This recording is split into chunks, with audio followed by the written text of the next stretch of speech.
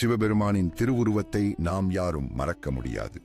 கண்களில் தீபம், நெற்றி மீது திருநீரு, தலையில் சந்திரன், கழுத்தில் நாகம். ஆனால் ஏன் அவர் பாம்பை அணிகிறார்? ஒரு நாள் தேவர்கள் அனைவரும் கூடி கேட்டனர், பரமசிவா, நீங்கள் பாம்பை கழுத்தில் அணிவதற்கு என்ன காரணம்? சிவன் புன்னகையுடன் பதிலளித்தார், பாம்பு என்றால் உலகம் பயப்படும் ஒன்று, ஆனால் நான் அதை அணிகிறேன். ஏன்?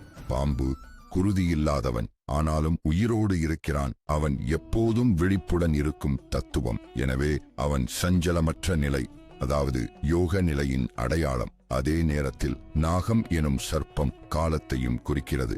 நான் அந்த காலத்தை என் கட்டுப்பாட்டில் வைத்திருக்கிறேன் என்பதற்குத்தான் அதனை 4ஆக சுருட்டி கழுத்தில் சுற்றி வைத்துள்ளேன். சிவன் பாம்பை அணிவது ஒரு தத்துவம், பயம் அல்ல, அமைதி, சஞ்சலமற்ற தியான நிலைக்கு வழிகாட்டல். இப்படிப்பட்ட புராண வரலாறும் ஆன்மீக உண்மைகளும் தெரிந்து கொள்ள பக்தி பயணம் சேனலுக்கு இப்போதே சப்ஸ்கிரைப் செய்யுங்கள்.